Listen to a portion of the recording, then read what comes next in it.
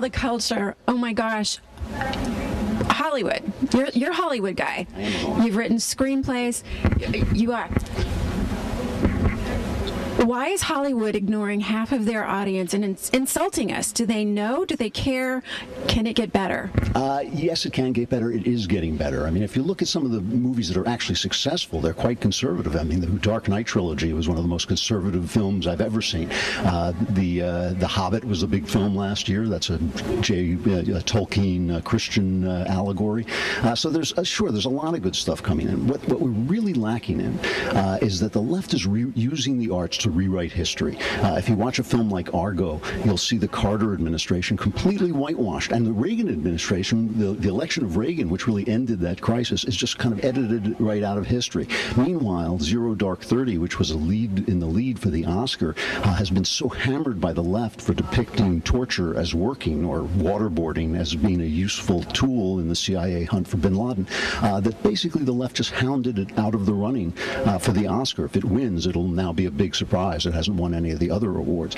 What we need to be doing is we need to be answering back. We need to stop dressing up our heroes in bat costumes and Captain America costumes and start doing real-life films about the real values that we hold. I mean, there's just no reason. We're so afraid of being accused of propaganda, but there's simply no reason.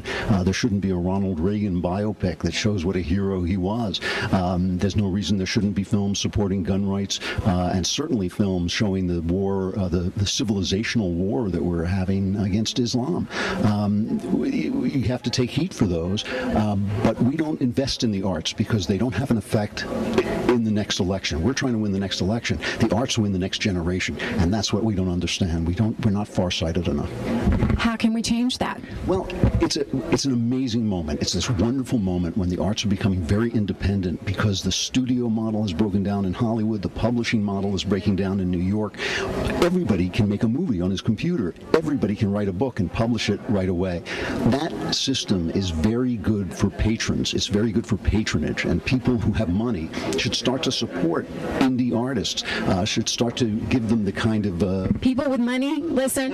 Yes, and here I'll have my address on the... we should start to give them support. All they need is promotion. They need publicity. They need their book to stand out from the others, and we need guys who know the difference between the arts and garbage and the arts and propaganda, and we just don't have that. I mean, YouTube, we're not funding YouTube videos. We're not funding comedians and all the things that take back a culture. People don't seem to understand. They don't know how to monetize the internet, and that's where we're doing really well there, but people still don't seem to have a handle on that either. Right, but in some ways with the arts, the new model for the arts is more patronage than profit.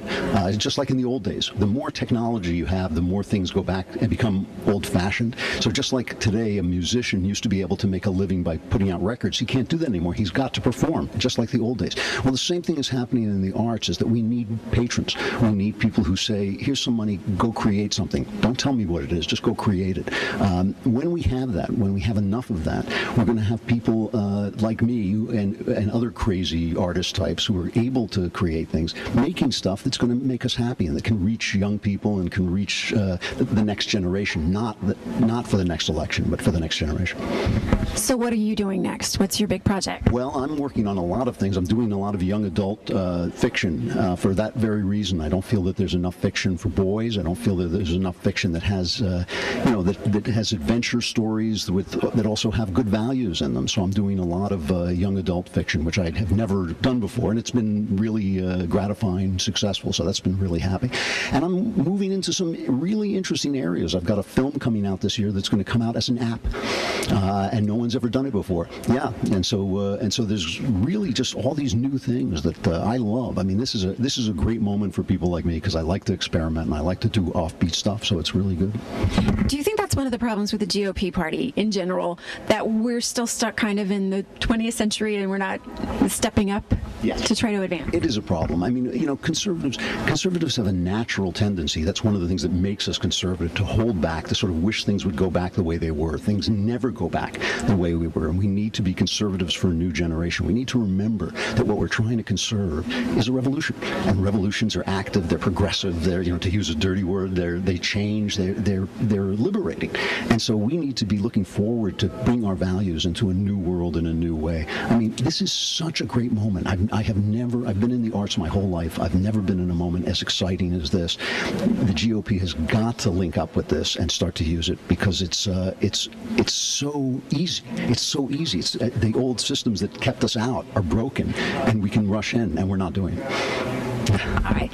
Where can they find you? I know PJTV. Yes. Where else? PJ Media, I have a blog, but also I'd love it if they would go and buy my new novel, A Killer in the Wind, which is a novel for adults, suspense novel. It's A Killer in the Wind, and you can get it on Amazon or in bookstores anywhere. A Killer in the Wind. Andrew Klavan, you're brilliant, and everyone, if you haven't seen his videos, you have to. You'll learn more than you'll learn anywhere else in the world, right? Absolutely. I couldn't agree more.